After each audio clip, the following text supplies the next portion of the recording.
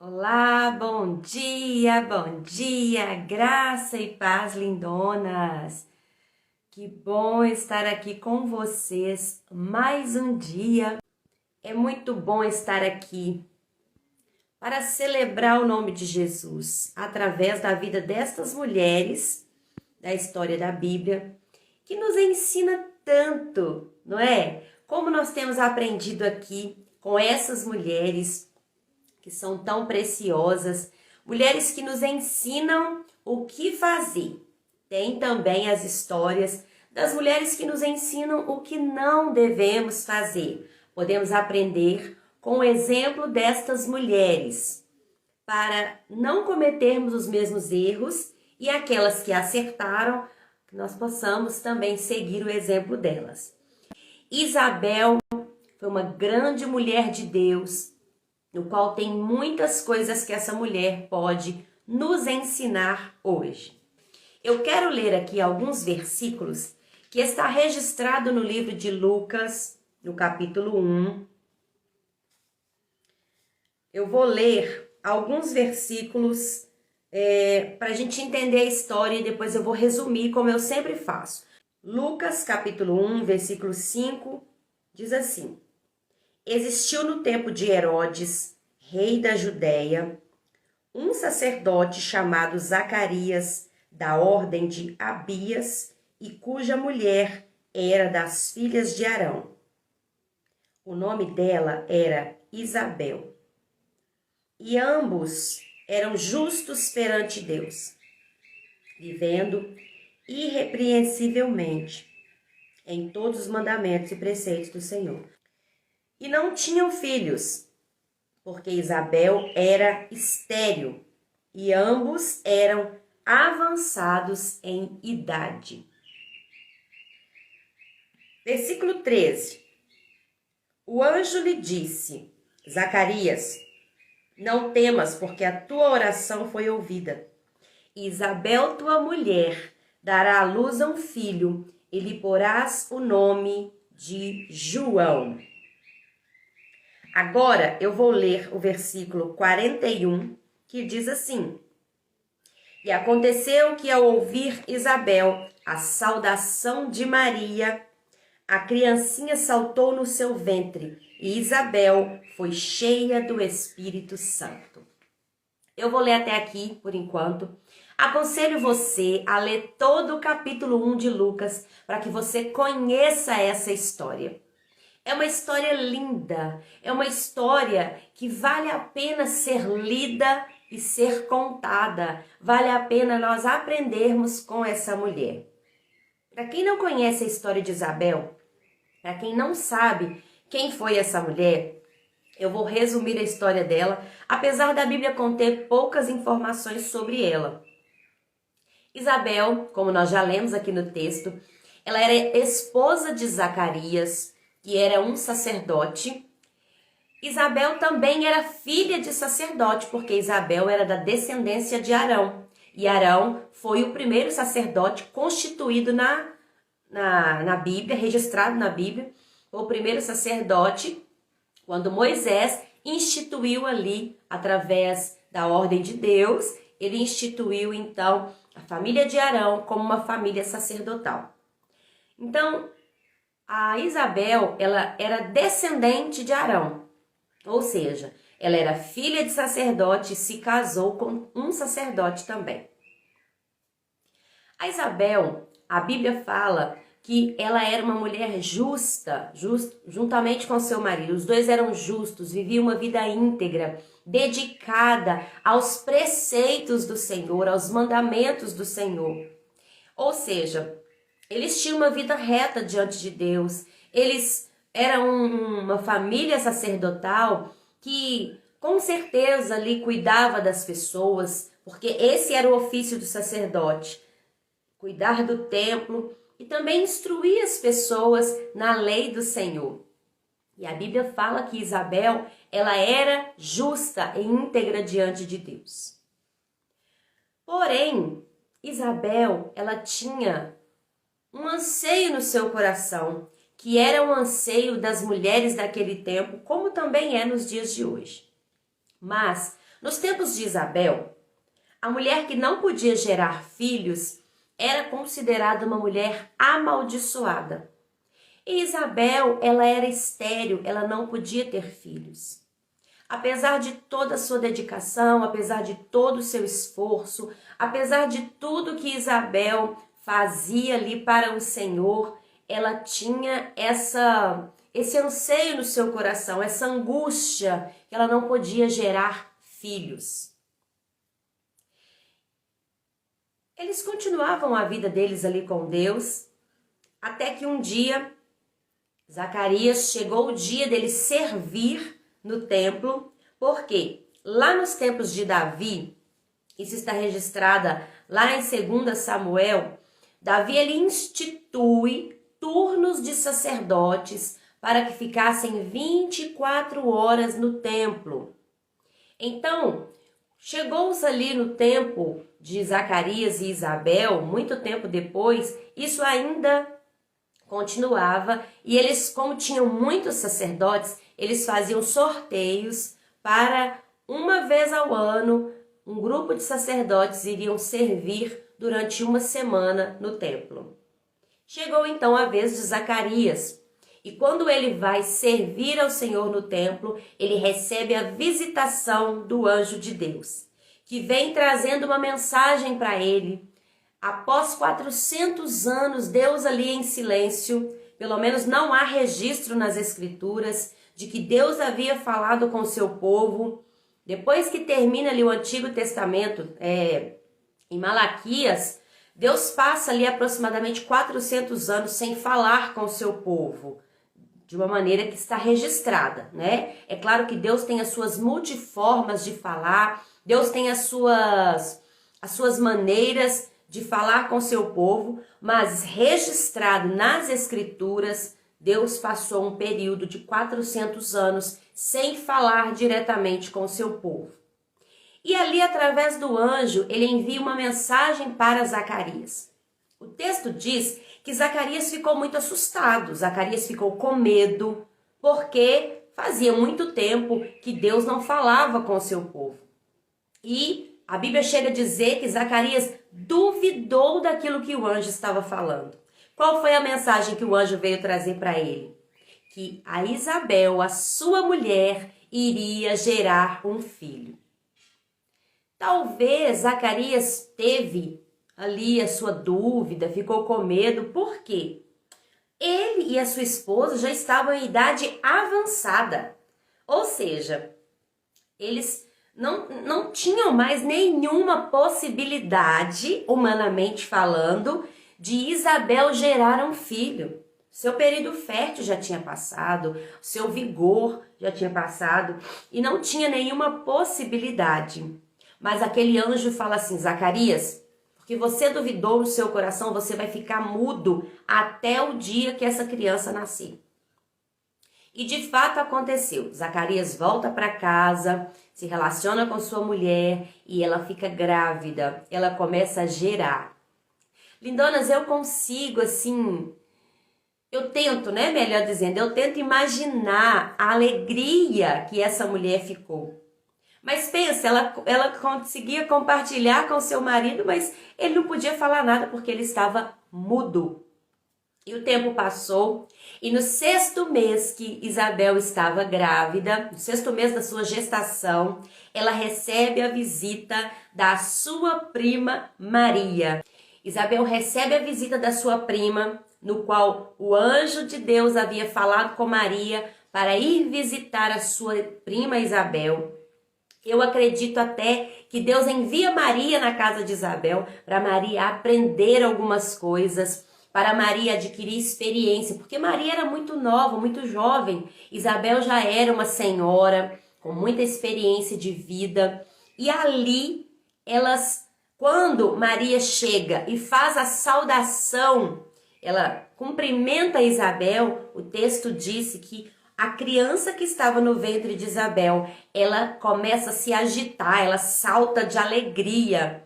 E Isabel, ela é cheia do Espírito Santo naquele momento. Será que dá pra gente imaginar que cena maravilhosa foi essa? De duas mulheres com ventres proféticos, duas mulheres gerando ali dois homens que mudaria a história da humanidade, que mudaria a história da sua geração. Porque Isabel, desde que ela recebeu ali, quando Zacarias ele recebe o anúncio de que a sua esposa ficaria grávida, aquele anjo falou: ele será um profeta que vai preparar o caminho para o Salvador. Meu Deus, imagina que encargo profético foi esse que essa mulher recebeu. E quando ela recebe a visita de Maria, as duas crianças ali se comunicam, dois profetas se comunicam. Isabel é cheia do Espírito Santo e ali ela disse: bendita és tu, mulher, bendita é você. E ainda disse: quem sou eu para receber na minha casa a visita da mãe do meu Salvador? Ou seja, Isabel foi a primeira mulher, foi a primeira a reconhecer a reconhecer que Maria estava gerando o Salvador. Ela foi a primeira a reconhecer o senhorio do Messias nessa terra.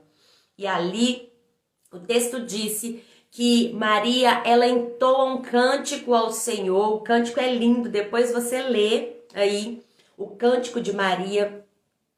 E aquelas duas mulheres, eu não consigo assim nem imaginar o que pode ter acontecido depois, porque se Isabel foi cheia do Espírito Santo, meu Deus, aquilo ali aconteceu, foi um culto maravilhoso ao Senhor naquele dia. Duas mulheres com ventres proféticos que se encontram.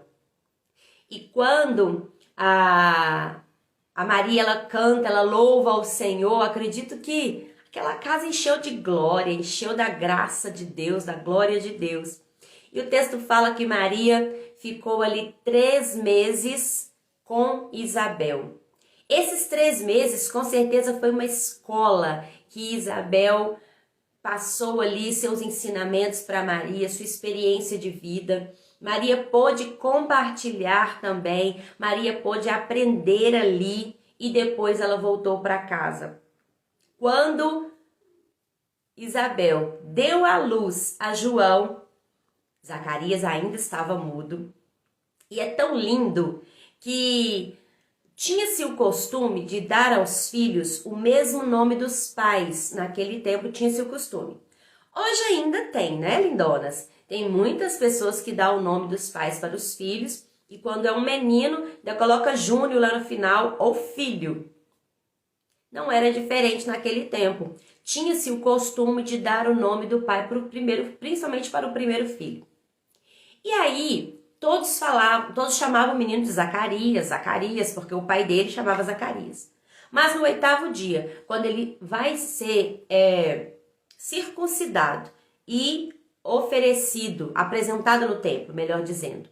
Quando ele vai ser apresentado no templo, todos falam, ele vai chamar Zacarias, e Isabel fala, não, o nome dele será João. Zacarias não tinha falado para Isabel, porque ele estava mudo. Mas de alguma maneira eles comunicaram ali, o Senhor testificou isso no coração de Isabel, e ela disse, ele será chamado João. E eles falaram, mas como assim? Não tem nenhum João na família.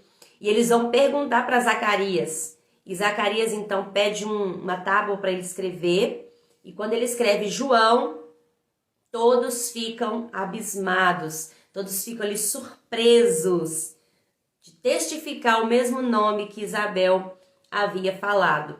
E aí a Bíblia fala que Zacarias, ele volta a falar. E quando Zacarias volta a falar, ele profetiza sobre a vida do filho dele. É maravilhoso aquilo que Zacarias fala, aquilo que ele profetiza sobre a vida do seu filho. Bom, como eu falei, a história é muito linda. O texto do capítulo 1 de Lucas vai contar toda essa história. É muito importante que você leia.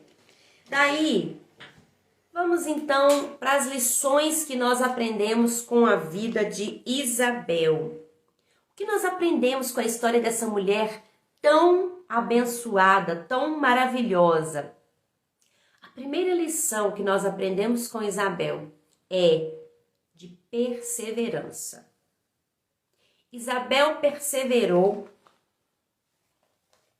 ela perseverou firme, perseverou fiel ao Senhor, apesar de toda a dificuldade. Porque, como eu falei algum tempo atrás, ser estéril naquele tempo não era como hoje. Muitas coisas na Bíblia fica difícil para a gente tentar entender por causa da nossa cultura, a diferença de tradição. Mas naquele tempo, uma mulher que não podia gerar filhos era considerada uma mulher amaldiçoada. Por quê? Porque essa mulher não ia dar descendência ao seu marido, ela não ia dar continuidade na geração da sua família. Então ela era considerada uma mulher amaldiçoada. Apesar de Isabel ser filha e esposa de sacerdote, ela tinha aí esse estigma de que era uma mulher seca, uma mulher que não podia gerar. Eu imagino o peso que Isabel carregava por ser filha de sacerdote, por ser esposa de sacerdote. Imagina as palavras que Isabel deve ter ouvido ao longo de sua vida. Talvez você também já ouviu frases como essa. Uai, mas você não é esposa de sacerdote? Você não é filha de sacerdote? Por que eles não oram para você? Por que Deus está fazendo isso com você? Cadê o seu Deus? Talvez você também já ouviu frases semelhantes a essa. Uai, você não é crente? Uai, você não é filha de crente? Uai, você não é esposa de pastor? Você não é filha de pastor? Você não é pastora? Você não é líder? Você não é isso? Você não é aquilo? Porque vem. As pessoas vêm nos falar. As pessoas vêm, muitas vezes, nos acusar porque algo não está acontecendo de acordo com aquilo que desejamos ou de acordo com aquilo que as pessoas acham que tem que acontecer. Mesmo assim, Isabel permaneceu com uma vida justa, uma vida íntegra, ela permaneceu fiel ao Senhor. E essa permanência, essa perseverança, a fidelidade de Isabel foi recompensada. Porque quando o anjo chega para Zacarias para anunciar que eles iriam gerar, o que o anjo disse para ele? A sua oração foi ouvida e a sua mulher irá gerar. Com certeza Isabel também orava, mas como Zacarias estava no templo e o anjo veio visitá-lo, ele disse: a sua oração foi ouvida. Eu tento imaginar aqui quantos anos Isabel e Zacarias oraram por esse filho. E que filho foi esse? Dá para vocês imaginarem? Aquele que preparou o caminho para Jesus. Você consegue imaginar isso? Ser mãe de um profeta que é contado na história e o próprio Jesus diz assim: este é o maior dos homens gerados aqui na terra. Olha que o ministério de João Batista não foi um ministério grande. A vida de João Batista foi uma vida isolada da sociedade porque ele estava ali se preparando. João Batista, ele foi para o deserto para se preparar, e quando João Batista ele aparece pregando a palavra de Deus no deserto, ele traz uma mensagem de arrependimento. E ele é chamado de João Batista, que é João o Batista, é porque ele batizava as pessoas. E ele disse assim: olha, eu batizo vocês com água, mas virá um que vos batizará com o Espírito Santo. E João Batista batizou Jesus, que foi ali o marco na história, aonde o céu se abre e o Espírito Santo, com uma forma em forma de uma pomba, ele aparece ali, ouve-se uma voz do céu que disse: esse é o meu filho amado, em quem eu tenho tanto prazer. Olha quanta coisa maravilhosa aconteceu na vida de João Batista. Apesar da morte de João Batista ter sido uma morte terrível, o ministério dele aqui na terra foi um ministério maravilhoso. E a morte dele é como a palavra do Senhor fala, que o Senhor tem prazer na morte dos seus santos. Por quê? João Batista cumpriu seu ministério aqui, Deus então o recolheu para si. Muitas vezes isso para nós é difícil de imaginar, gente, mas é isso. A eternidade é muito mais do que aquilo que a gente possa pensar. E a segunda lição que nós aprendemos com Isabel é que ela era uma mulher que tinha uma vida com Deus, um relacionamento tão íntimo com Deus, que ela andava em revelação da palavra. Isabel andava na revelação da palavra. Quando ela encontra com Maria, o ventre dela se agita. João, que até então ainda não era batista, né? João, ele se agita no ventre dela, testificando com o ventre de Maria, que estava ali Jesus sendo gerado.